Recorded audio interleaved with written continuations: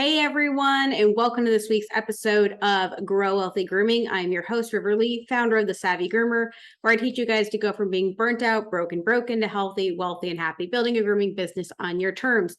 This is a very special edition of Grow Wealthy Grooming. I have the amazing, well, let me let her introduce herself. I'm terrible. You guys know this is how you know it's real, right? So we did an amazing podcast together. So I'm actually going to give you the floor and go ahead and introduce yourself because I don't know if you guys know who this is. So take it away. Hello, I am the owner of the Doodle Pro. My name's Corinne Gearhart. And yes, I chose to specialize in doodles, but that also means that I know what's wonderful about them, but also what's difficult. And I am here to bridge the doodle divide. I know that lots of pet parents get involved with owning doodles, and sometimes they get in over their head or they are misinformed on what to expect. And I want them to be better clients for you and for you to have a better experience with them and vice versa. I'm here to bridge that digital divide. Excuse me. I'm here to bridge the doodle divide. Um, I had such a wonderful time having River on our podcast. She was just a fabulous representation, I felt like, of the industry and came open with wanting to be honest and frank and be able to share to doodle parents. This is what groomers are going through, and this is what you need to realize. But was it shaming or mean or judgy or any of those things that River wouldn't be to prospective or existing?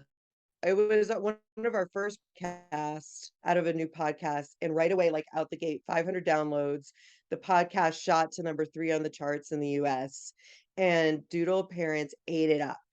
There was a lot of like, "Wow, I had no idea," a lot of hashtag truth bomb when it was being discussed on Facebook, and I am so grateful to be able to continue this conversation and be able to share with you what's going on with doodles. Yeah, and I think what's awesome is that you guys know that, and again, we are always open here. We are always honest. We don't hate doodles, the dogs. What we hate is a lot of the things that stereotypically come with them.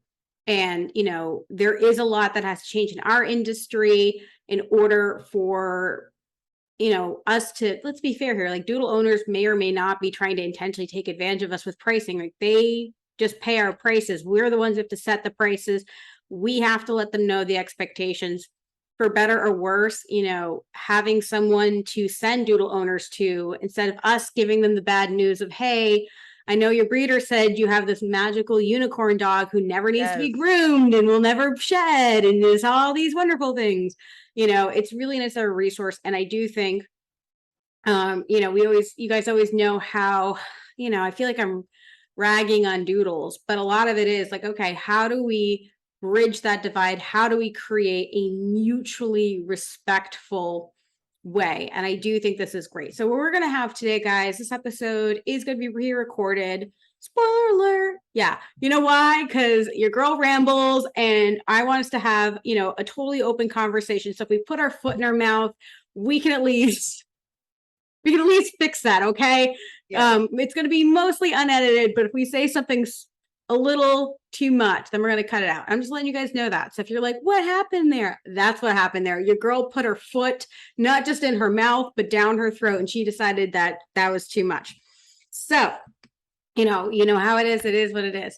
So, it's going to be kind of an informal conversation. I think it should be that way. But I do want to talk about the things that maybe I didn't see, like how, and forgive me, what was the responses? I know the doodle owners were saying like hashtag truth bomb. What do you think the number one revelation I'll use? It's a bit extreme, but revelation that they were like, I didn't know about this. What do you think the number one thing was? It's hard to pick a number one.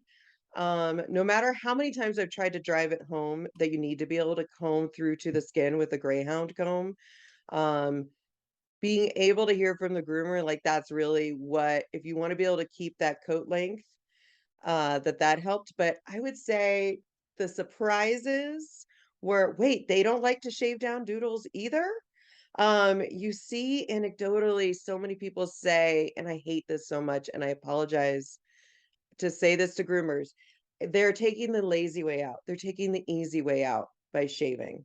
And hearing River say, no, we don't like to hand over a sacrificial lamb either, but it's about humanity over vanity.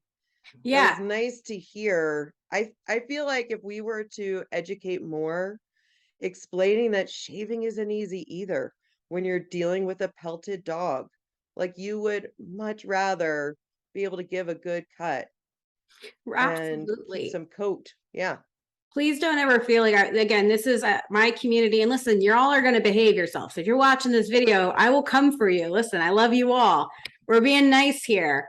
You're under my protection. You're my little protection bubble. So please share honestly, because again, I think what's awesome is, I think we had to be very gentle on your podcast, but yeah, like I think it's important because we've heard these things, but I think it's important to say, this is what they're saying. And this is where we're going to bridge that divide is being painfully honest. Like, it's true. A lot of owners think groomers are taking the lazy way out. And I don't know if you guys have ever shaved your knees. Like if you're a owner or a groomer, listen, you can nick your knee and it's your leg and you're not moving. So right. shaving's not easy. And it does depend, right? I mean, we can add all kinds of different things, but if I have a baby groomer, I'm not teaching them how to do a 10 blade, right? We're on a groomer pot, you're on a groomer show, we're gonna talk Yeah, tens. yeah. I'd rather start them with like a 4 or a 5 or even a 7. Mhm. And some owners might think that's shaving. I'm not sure I understand. But I don't think it is. So, but I think that that's a major misunderstanding is that doodle owners think that it's easier for us to shave a dog. But I think it's so interesting too, is that what doodle owners often don't consider is how bad that is for our marketing. Again, if you Yeah, came they're in, like a walking billboard. Yeah, right? Like, I mean, think about it yeah. this way.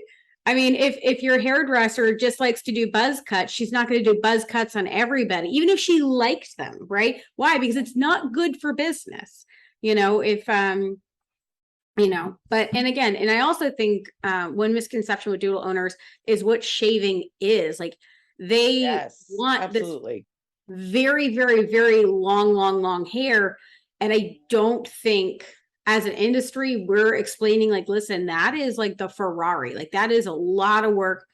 I always say it's like getting extensions put in, it's not just putting them in, it's the maintenance. I was shocked when a friend of mine told me she spent $1,200 putting her extensions in, and then it's $400 every like 4 weeks to just pull them up, right? I had no idea. It was I and she said she's like, and it could be more. So, and there's nothing wrong with that, right? I mean, right. it's like eyelash extensions. They're $200 to put on, and then they're $50 to $100 every 2 weeks. If you want certain high maintenance beauty treatments, it's going to be expensive. So I think that's one thing doodlers have to understand. Like, well, we consider shaved, and actually, I wonder if I can, no promises. If I can pull up, a doodle shortcut. Let's see if I can find and share it Looks really like quick. a shortcut. Well, like what an owner might consider a shortcut, but me, and I don't know about you guys, might not. So I think this is a really great example of like what a doodle owner might consider a short haircut, right? They might look at this, if I can pull it up, right? This is considered short, but it's Some not. would say they shaved my dog. So Right. when they look at that after, many don't see a problem with the first Right. and that might be their desired end result. And then the after, that's a common, they poodled my doodle. I know. And I think what's so Yeah. interesting here, again, bridging that divide, is that first dog. I mean, you can see the separation of that coat. I can't tell you if that dog's mad or not, but Right. it does not look brushed. It doesn't look like it's not mad. I know my assumption there is that it is. Like, would I be able to get a comb through that? Unlikely. Right. And right. And if anyone has ever tried to do a lot of these like 80 hair band styles where you're putting all the Aquanet and it's really high up, you remember how difficult it is to get all of that product out and then brush and comb it. I mean, imagine if you didn't brush and comb that and you just kind of rolled around in the leaves all day. That's just asking for a disaster. I really love, a lot of groomers call it a very rustic look, that kind of shaggy sheet. Mhm. But I do think, unfortunately, it's that very almost unattainable hair, right? And I think a lot of owners need to understand that it's kind of like how you see Kylie Jenner go from like platinum silver blonde to like black hair the next day. It's a wig, right? And a lot of these dogs either don't look like this, or they have a team behind them, or there's a lot of health issues like matting underneath there. So that's good to hear that that doodle owners were able to hear that we don't want to shave them. And like you saw in Mhm. that picture, and again, we just quickly shared one picture. I don't know whose picture it is. If it's your picture, it's a beautiful groom, great job. Yeah. But again, I think a doodle owner thinks that short. And I think unfortunately what they understand is that is what you should be considering the standard. That is like not an easy cut, but that's a cut that you can send to any groomer and they can produce. And what a lot of owners don't understand is just the mechanics. And you were able to touch on this a bit in our interview, but guards, there's a limit to the length. I don't need to tell you this, but this is what they don't understand, that there's a limit to a length on a guard on a clipper. And so a lot of times they'll say just scissor it. Yeah. And River was able to explain, like, do this with your pinky, for 2 hours. And what is our expectation of this dog? We all know what the training can look like or lack thereof. Can they stand there for 2 hours? Like, what are we asking of this dog who's already using a high velocity dryer, getting a bath, etc.? And if every 6 months, Yeah. so It's so unrealistic. It's kind of like not doing any kind of dieting, exercise, hair maintenance, waxing, and then going into a pageant. It's just not going to happen. If you're going to have that level of high maintenance beauty, then it's maintaining. And it's so interesting. And I did really quickly want to bring back to like, I feel so bad when doodle owner said you poodled my doodle because we're going to be a little mean here. I'm like, I didn't poodle your doodle, genetics did. I'm very sorry. They're part poodle. And I think, again, as a groomer, to us, that means clean face, clean feet. If you said to someone, we're poodled, I'd be like, okay, so they don't want clean face, clean feet. Which, by the way, guys, is way more difficult. Like if you're an owner listening to this, it's very difficult to do that. I know that some of the girls are like, I've been doing that since before there was all this like breveras and stuff. Thank you for your service, but it's yes. not easy. No, it's amazing when you think about how spoiled I am in 2022 as a groomer compared to people that were grooming, 20, 30 years ago. Now we have all these awesome toys, but these owners, they don't understand. And I think the breeders are setting completely unrealistic expectations. To me, and I'd love to hear your thoughts for your students, to me, it's almost like having this Kardashian style and saying, like, this is what we need to live up to. I mean, your dog can't look like a Kardashian, right? That Kardashian level Yeah. groom, unless if you are willing to do all of the things, right? And as a normal person, okay, they have millions of dollars and some of them billions to spend on plastic surgery and a private chef and like working out every day, a private coach, right? And I just think that that level of expectation of groom is just unrealistic. But, from your stance, what do you think? I think it's really easy to fall into like a gripe session. I could do it with you, and I understand why groomers would do so. The not understanding is really often a naivete. Like, this looks like a messy, lovable teddy bear. I'm told it's not going to shed, so my house is going to stay cleaner. It's a Yeah. cleaner dog, and it's going to be friendly with my kids, and it's adorable.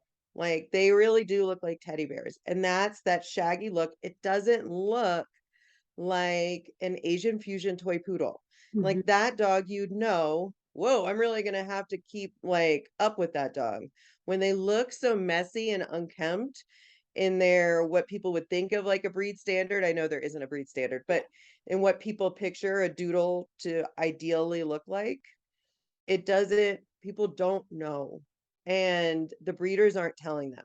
So if Right. you were to give a search and look on breeders' pages, some will say you need to bring them in every 12 weeks or something. But a lot because of many of their background or of lore that of double coated, they'll say it'll ruin their coat forever if you get a haircut before a year, which breaks my heart because I know that that's setting up Doodle for a need a lifetime of grooming, but we've missed their socialization window of everything being happy and fun and friendly, and they're coming in adolescent with all of these scary things coming at them. So they're told that myth that don't groom them before a year, it'll ruin their coat. They get a shortcut, which doodle owners think is a shave, but a shortcut, that it'll permanently ruin their coat. Unfortunately, a lot of people are getting their first cut around 6 months. And so you're taking off the fluff from Yeah. the puppy coat, and it does look different, but that's the coat maturing during the coat change. And so it looks like that's true, but it's just the timing of when people are getting that first cut done. And so it reinforces it. Um, and they'll say things on their websites like never need brushing, Yeah. low maintenance.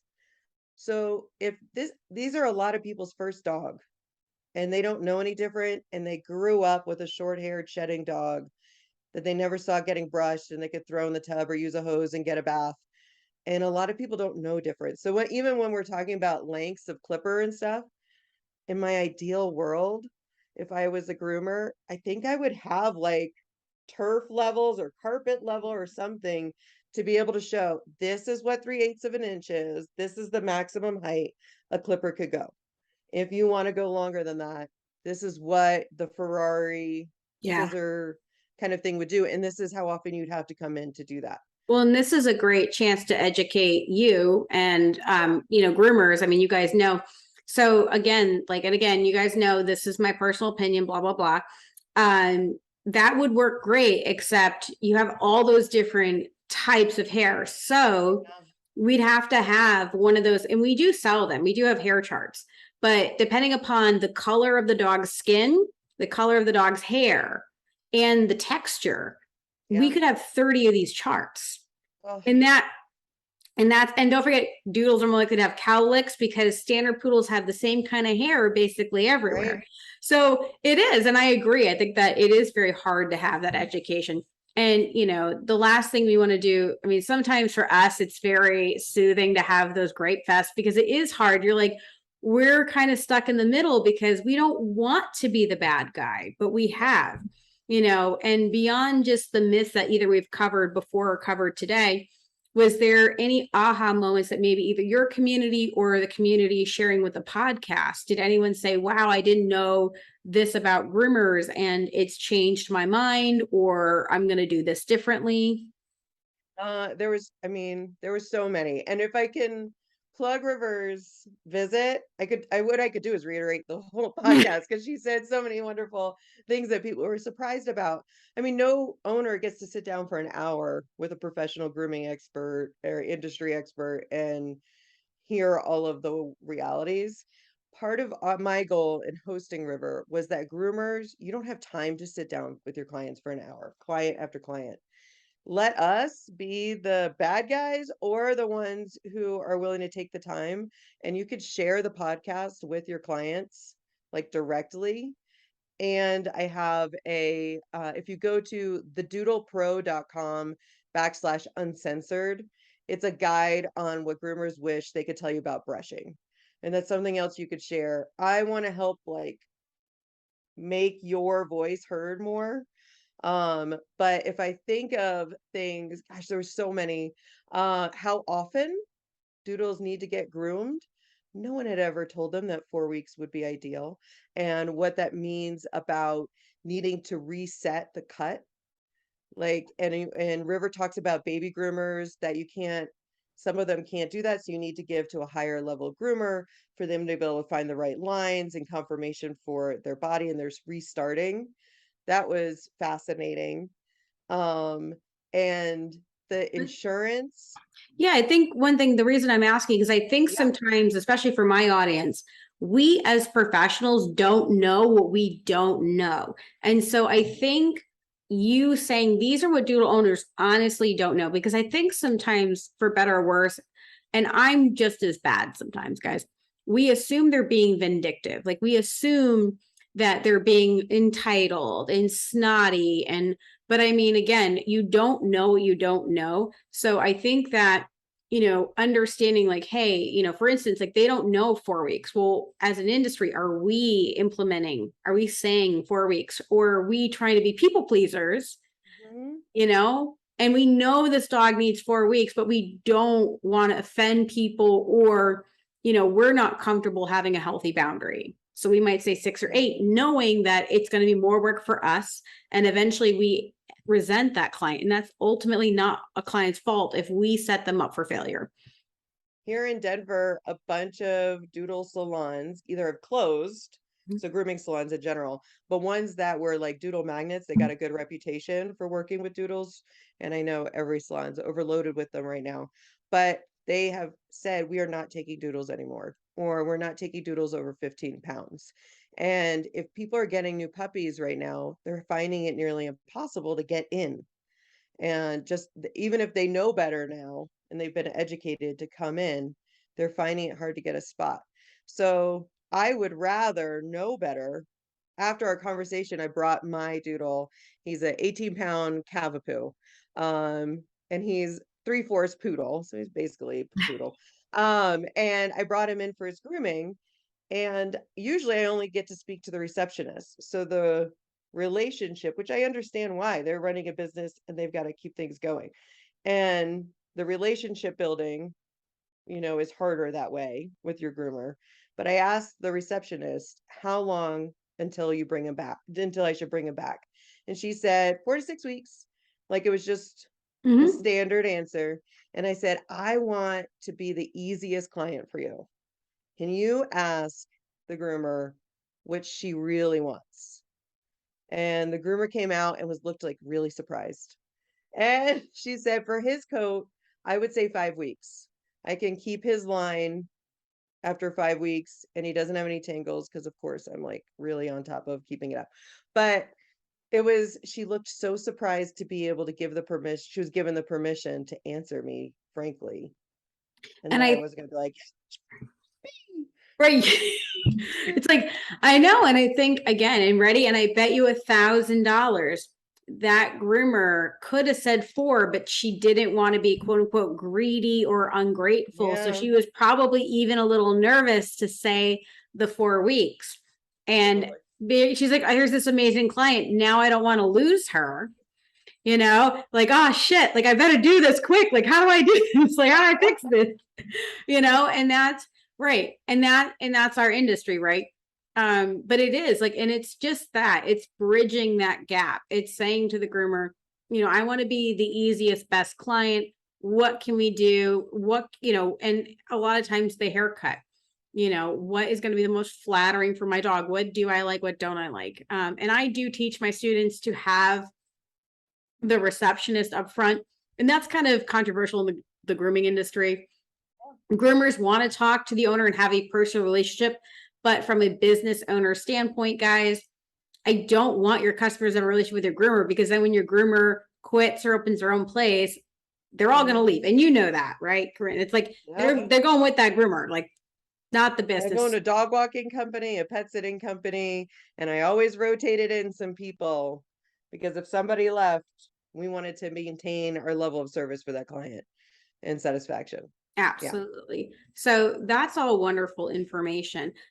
Is there anything that you felt like you needed to share with groomers or ask in deeper depth to groomers after doing the podcast and talking with your community? Was there anything you were like, maybe I need to ask this more in depth, or Mhm. yeah, go for it. I just got a direct message from somebody who had listened to the podcast, and she said there are a couple of mats, so a couple, I don't, a couple of mats in the armpits and belly after daycare. Can the groomer really not get those out? Do they have to be cut out? And my answer was, it depends on the matting and it depends on how the dog's handling the groom. I agree with humanity over vanity. And if the dog is struggling, those are really sensitive areas Yeah. to be doing any dematting. So what would a groomer's answer have been? So I always say, guys, I can't always answer for the industry because some of y'all Yeah. have But for me, so my question to that owner would first be, why do you care? Because you really can't see the armpit, right, in the groin. Mhm. Like, and then I would ask you if this was instead of your fur kid, whatever you want to call it, right? I hate fur baby, but if this was instead your 5-year-old child, right? And they had bubble gum stuck in their armpit, your options were to shave it out gently, or you can sit there and slowly pick it off, right? If you guys have small kids, you've ever tried to take a band-aid off of a non-sensitive area, why would you do that, right? Is it really going to create a really, I mean, is it going to cause this really obvious hole? And once it's been matted, it's damaged. So now those areas are more likely to mat up. And for better or worse, if your dog goes to daycare, you're never going to have a pristine coat. So dog saliva is one of the best things to mat that up. So unless if you have somebody who's going to be brushing that coat, maintaining that coat while they're at something like daycare, I know you do boarding, and I'm sure you maintain that coat. Most 99% of the places don't, right? And I I think don't it's, have time. Like I can't bring pools out and stuff like a yeah, typical daycare could do. Because then I got to get the high velocity dryer out and brush and blow everybody out afterwards. So it's, we don't do water play because of their coat. yeah, Like, it's, and honestly, I think you have to decide, again, if you have like the guy, in groomers, you hear this, but let's talk to her community, right? If you had really, really long nails, or if you had really intense eyelashes or extensions, there's a lot of, you are not going rock climbing, maybe with extensions or eyelashes, but you're not, if you have long, long, long fancy nails, you're not going rock climbing. There's certain things, if they want that look, they're gonna have to give up. And how much, and that's why, and show people, don't come at me, but a lot of you guys keep your dog in full coat the second they're finished, right? They get their championship, you're not campaigning them anymore, they get zipped down. Why? Because then your dog can be a dog. It's a lot of work to keep a dog in full coat. And I think that is the disconnect, right? Is, if you want to look like a Kardashian for the rest of your life, you're never eating something that you like, right? You're going to be yeah. slicing cucumbers for a snacky snack, right? And that means shaving out those armpits or not having your dog go to daycare. And I like dogs being I like dogs being able to play. I think changing the expectation that that full luxurious coat is the exception, not the standard.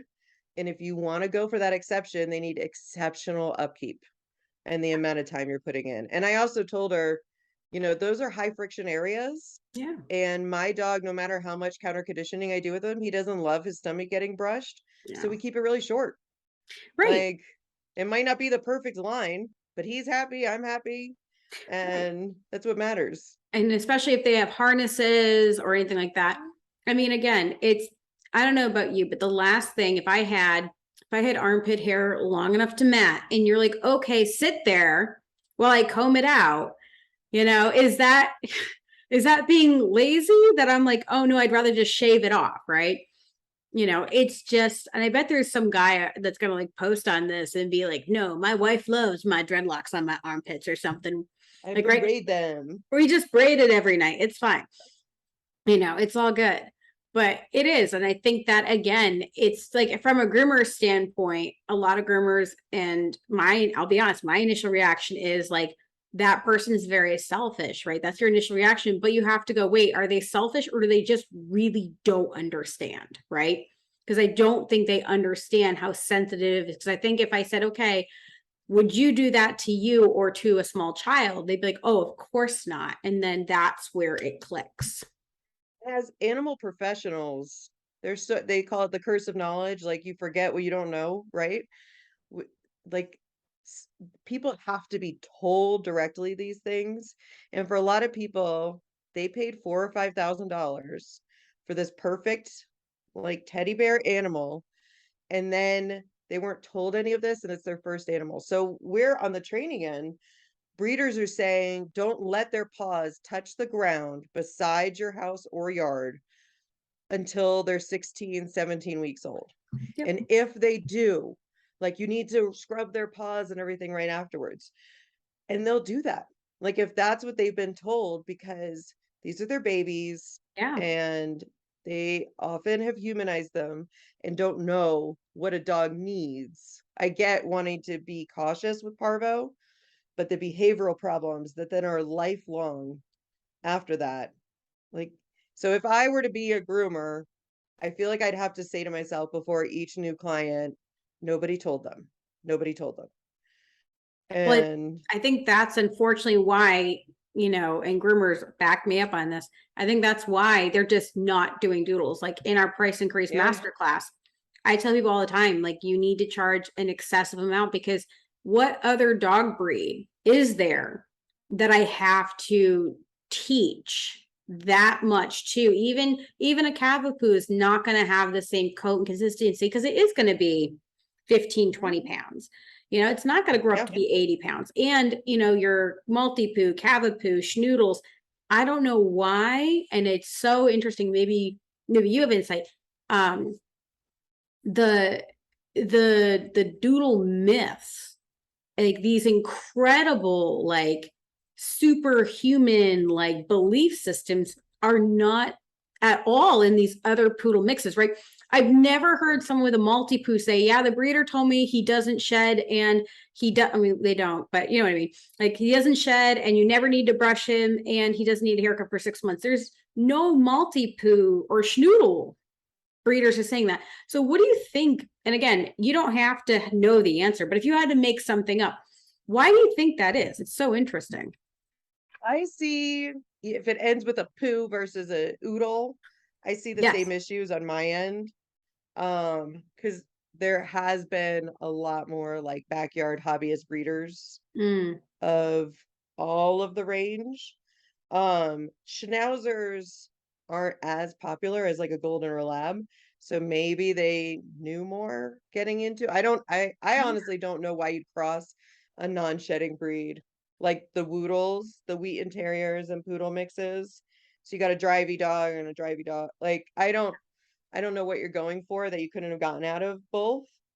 And that's somebody that loves mixes. yeah. Um, but I don't know the answer. But if you think of breeders, they usually stop at here's my tips on how to get your dog to sleep through the night in a kennel and potty training them and vaccine schedule. Mm, And then it ends.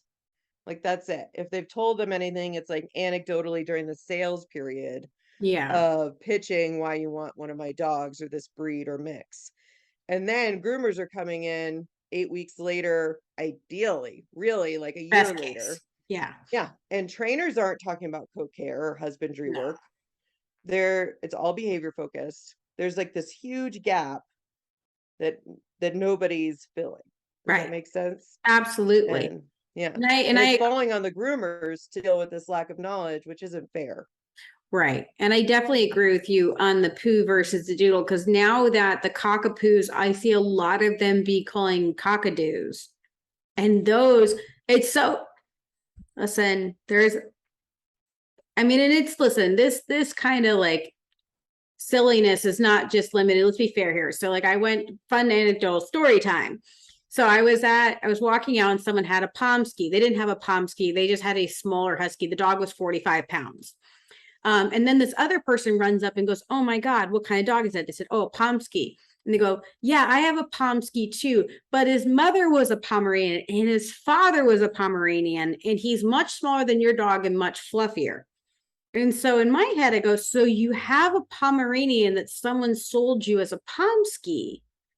Like it just happens everywhere. And it's just such a cultural shift I that, have a wolf hybrid. mm, Like, yeah, right. they say it was a Yeah, husky, exactly. but I know he's part wolf. Right. He's a German Shepherd Husky mix, but he still is a wolf. Yeah. And we've seen, and in a lot of, in the cat world, we see all the time like Maine Coon. It's not a Maine Coon, or Bengal mix when it's just a tabby. But I Right. do think this addiction to having something special.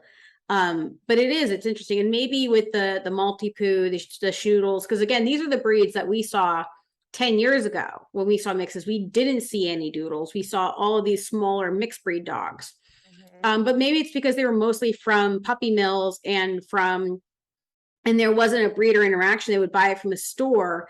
and a store kind of said, here's all the stuff, now leave, versus the store is not seen as an authority figure, where even though this breeder isn't doing right by the dog, they're still seen as an authority figure, unfortunately. And if you get information like that from an authority figure, who do you believe? Do you believe the breeder? Or do you believe the groomer? And for all of us that breed purebred, like not breed, all of us that groom like rare purebred dogs, like legatos, like Spanish water dogs, we always say, hey, you need to call the breeder and ask the breeder. But with mixed breeds, we can't do that because we're like, we don't know. It's kind of a mixed bag, right? Like, oh, I don't know. And in their litter, they can have 2 flat coats and 2 curly as a poodle coats. Oh, I know. And they don't even, so that happens a lot too. I don't know if you see that, where people are like, my dog's a doodle, but can you make it curly? When they have a golden doodle that's completely golden coat, or maybe has like little wiry edges. So then there's Facebook groups that are support groups for flat coated doodles. And in the rules, when you join, you're not allowed to make fun of or say hurtful things, because people will say, that's an ugly dog. You sure you got a doodle? And there's so much, the coat just really matters in the choice of the dog and how they feel about, like, it is difficult too, because I, as somebody who used to show dogs, like conformation matters, and the difference in structure between a lot of these breeds and a poodle, there is some very unfortunate conformation, and curly hair can hide that. Straight hair, like if you've got like a poodle beak and you've got, actually no, if they have a poodle nose and a lab, like nice square top, that's not bad. If they have like that poodle like alien skull and then like a bridge thing, it's or I mean, I've seen some dogs that you've got like a lab body and those little spindly poodle legs, and I'm just like, oh, you poor thing. And I can say our first family dog was a standard poodle, and she will like always be my heart dog. And I have to go back in time and apologize. I had just heard it so much. Her first groom, I said, don't poodle my poodle. I'm sorry. Because that was part of the deal. My husband's forgive like, her. my husband said, like, all right, we can get a poodle. I know you have allergies. I just don't want her to look like that. Right. And meanwhile, we did end up getting her like a continental cut, and she like rocked it and represented poodle in full form by a couple years. But I can say, as I work with poodles and doodle mixes and Portuguese water dogs, etc., there is a difference between getting a poodle and these mixes in temperament. Especially if you find a breeder that really breeds for temperament, which can be hard. But a lot of people in the industry will be like, just get a poodle. Why didn't you get a poodle? There is a difference in temperament. I think most people have not been around really, really well-bred poodles too. And I think that is a big problem. Especially now, a lot of these really fantastic poodle breeders, I mean, they're not willing to give just anyone a dog, because unfortunately, a lot of them do have dogs taken inbred. And, and again, I think, and I think we can not agree to disagree, but I think we can like kind of like, everyone's different. It's very difficult to take a mixed breed dog and get a consistent temperament, because, you could, I mean, even in a purebred litter, if I had a litter of 12 labs, I'm going to have differentials, but they're all going to have lab-like qualities. If you're breeding a lab to a poodle, it's like, they're pretty similar too. They're retrievers. Yeah. But I'm trying to think of like a sheepadoodle. You have a herding breed, and then you have a poodle. You could have a ton of either side.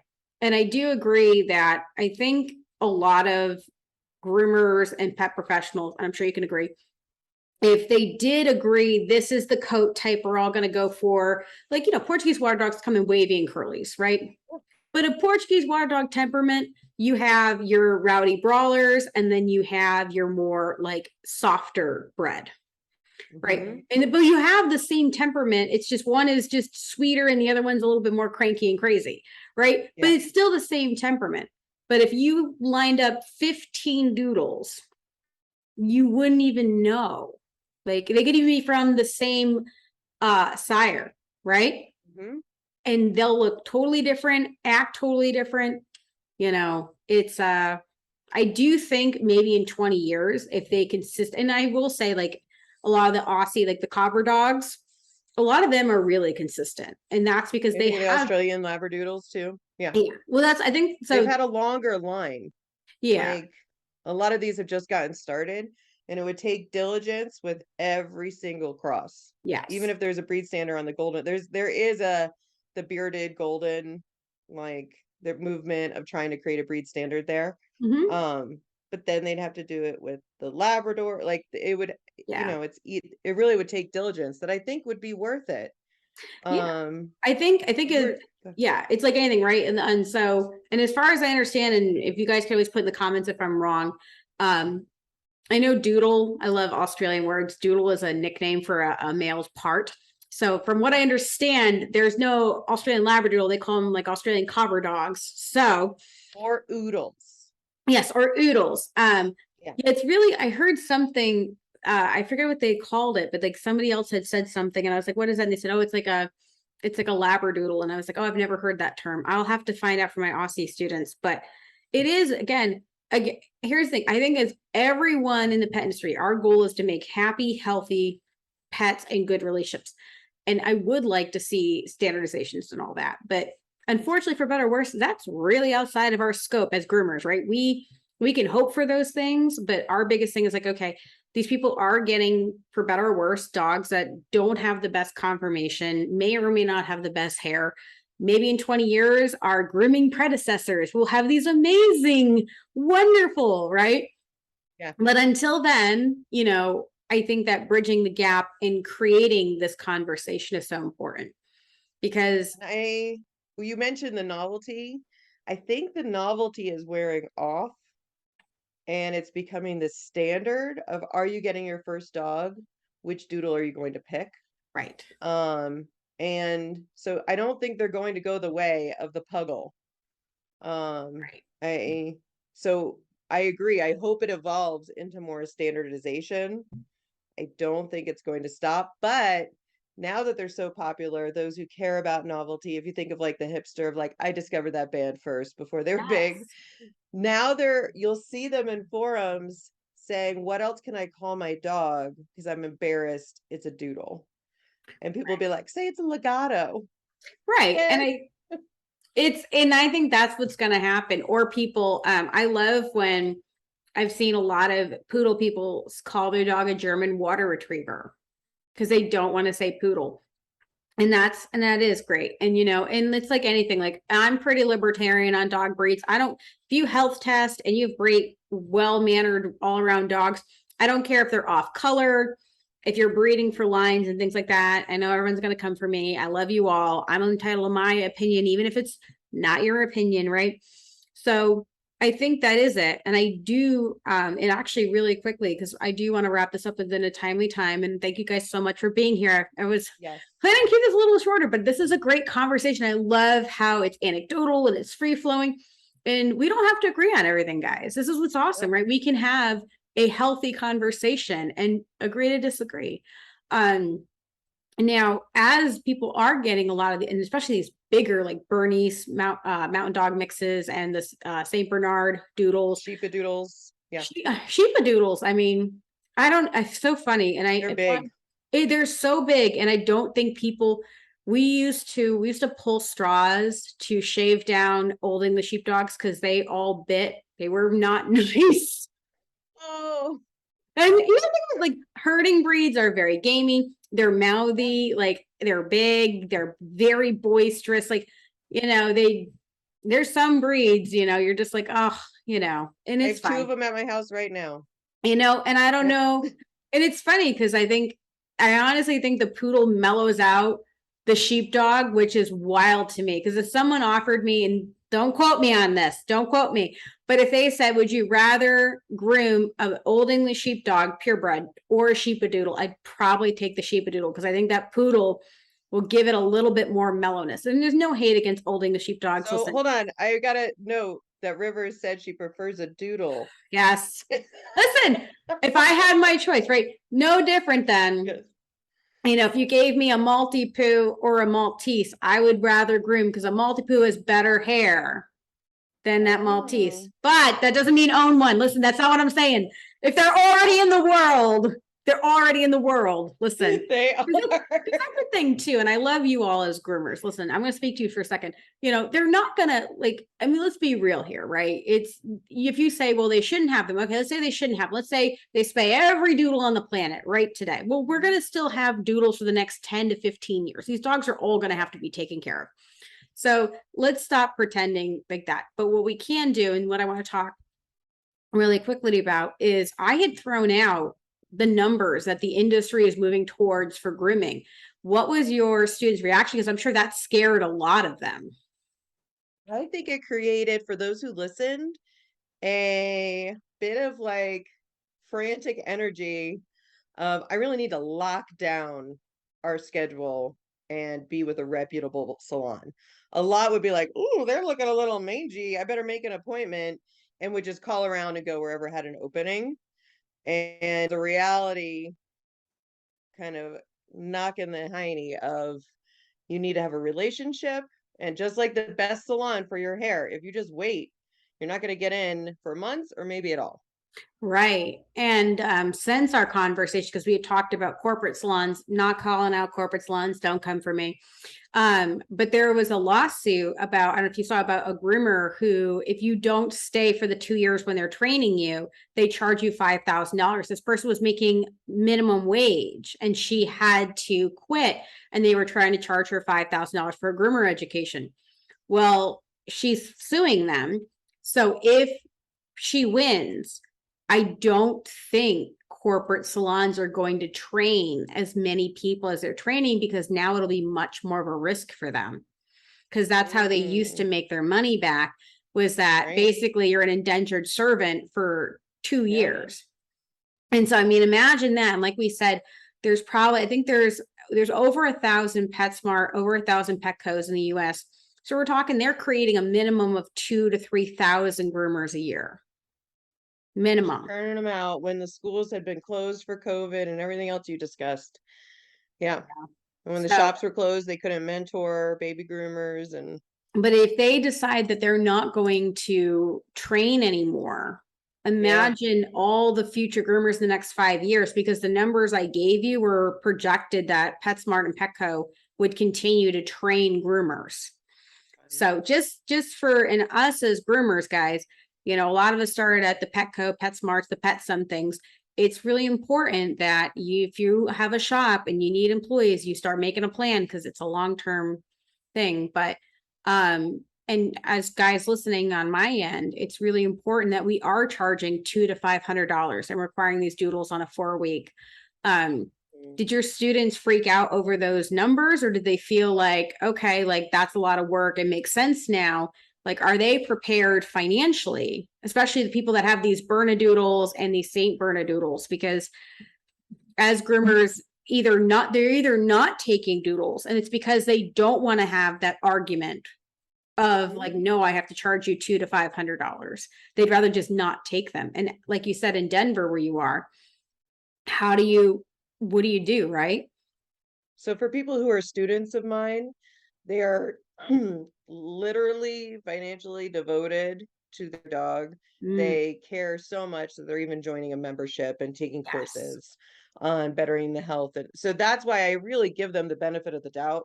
Because if they are such learners and care so passionately about their dog and they still didn't know some of this, like, I really do give them the benefit of the doubt. So for them, it was, I need to be more vigilant about getting my dog appointments. On the broader scale of the audience listening to the public podcast, there was some interest in like, well, what are the best clippers for me to do it at home and stuff. But that doesn't mean that groomers shouldn't charge their worth and value. Like Abs- that is a choice that people can make, and your time and like education and experience are worth it. Absolutely. And I think that's exactly what we talk about with soulmate clients, right? Like, you have two people here that have great communities. Like, you know, it comes down to, if we talk, and listen, I love you all, everyone in my heart. There are a lot of crazy, crazy groomers. And it was amazing when we had first talked about doing this podcast, how much crazy things that groomers said that really disheartened me. But guess what? I said, come into my group. You're going to see the fun, crazy groomers, not like the like burn your house down groomers, like the like, hey, let's go on this weekend trip to Bali kind of free people. So it was really nice. And I agree, like your students are like my students. They're ready to learn, they're committed, they're open-minded. And I do think that when you share with other people, it is shocking for them and they're not sure what to do. And I think it's kind of like you said, like a truth bomb. It's unfortunately, right? Like I don't want it to be, I want it to be common knowledge, but until we speak up and stand up, it can't be that way. And there's a lot of puppy mills that they haven't been able to sell, like dogs in general are not selling from breeders, and puppy mills are dumping their dogs. So we're going to see a lot of people that financially didn't spend 5 grand on this puppy, got them at a shelter. They had no socialization when they got them at 4 or 5, 6 months old, and no one told them what was going to be required with the upkeep and care for their grooming. Yeah, I think for those of you guys that are cat groomers, you guys know I'm a certified feline master groomer. It's going to be the same troubles that we see when people adopt Persians or ragdolls, where they're thinking that they're saving this cat and they don't realize the lifelong commitment to grooming. And listen, I don't think as an industry we care if other people shave their dog, but they do need to understand you can't home groom your dog for 8 or 9 years and it's elderly and it doesn't know how to act to the groomers. Like we can't take on that responsibility. So I just hope, and I think that's the tough thing.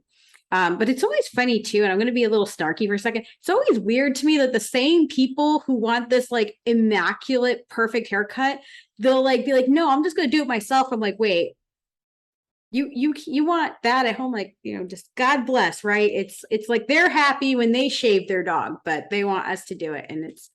But I do think it's kind of like I don't okay, so like I'm a food snob, very much so. When I cook at home, if I can like have something, like I know that something when I go out is gonna be really fancy and delicious.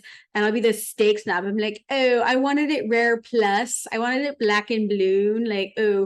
And then when I get home, I'm like, this is fine. This is good. That's a But great analogy. And when I so described that gap of where they get either from the shelter now or from the groomer to when they're first coming in, yeah, if there's anything from a groomer's perspective that you were like, God, I wish they knew this. I wish somebody told them, feel free to DM me. I'm yeah, on everything at is the Doodle Pro. I want to have your voices amplified and support you. That helps the dog. yeah, It helps the relationship. It helps everybody. absolutely. And I think that your services are just such a resource for groomers because instead of us being the quote, I should say, as groomers being the quote unquote bad guy, like send with the dual pro, just be like, hey, you really need to Yeah. talk to this lady. They Sorry. feel like I'm on their side, and it creates Well, you a more are. open reception.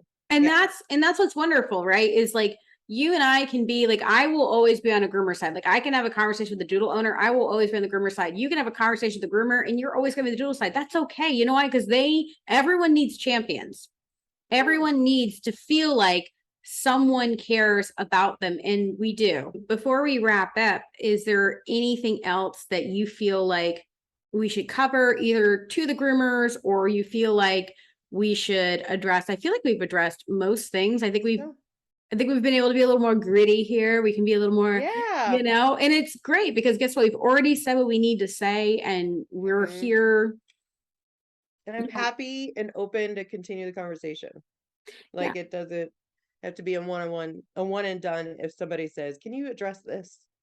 absolutely. And I really want to encourage in my community, if you are I'm not a grooming expert, I'm a grooming business expert. If you are a certified master groomer, if you are someone who really is an amazing, you know, I want to say doodle groomer because I feel like it's a loaded statement. But if you feel like you have a lot to offer, I would reach out. It's definitely something that who knows, you could get an expert on maybe who can give insight that I can't because I'm just a pet You talk groomer. industry in general. and we get tons of questions of best shampoo, best brush, how do I line brush? I would love to feature a master groomer that would want a national platform Yeah. and give them that spotlight. Yeah. So if you guys are that, reach out to Corinne. She would love to have you. And I feel like that's what we need. We need more of that ability to bridge that gap, because if this is going to be, guys, if this is going to be at least the next 10 to 20 years, we've got to prepare for it, and that is raising our prices, creating more education, and figuring out how we're going to all work through this together. Well, thank you so much for being here. I really appreciate you. I really appreciate your willingness to be open and dealing with my non-PC-ness and having this awesome, really, easygoing conversation. I know you've taken a little flack from groomers as far as being a doodle advocate. I knew what I was getting into. That's it. But you know what? I think what's amazing is that you have so much class and you are so respectful to groomers, and groomers will be respectful for you. And I think that, being able to hear their side really does bridge the gap on our side, because we both care about the dogs. That is our commonality. And if we can help the humans understand each other better, then we're great. Absolutely. And my hope for you guys on the grooming side is, you can vent to me. We all love a good doodle vent and a good doodle meme. Big fan. That said, this is a great resource. When we're done venting, it's like, okay, now what? Now, how do we deal with this? So thank you so much for being here. If they wanted to reach you, where is the best places for them to find you? You could find me on Instagram or Facebook under The Doodle Pro. And the podcast is called The Doodle Pro Podcast. And River's like episode 3. You'll see her right there. And I'm excited because, like you said, we were able to bring that all the way up in the charts. So that was amazing. That means that we're hitting a lot of people, guys. A lot of people are hearing this. So I'm really excited.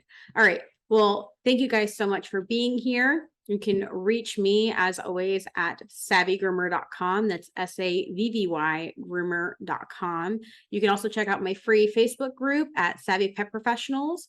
And as always, guys, happy grooming.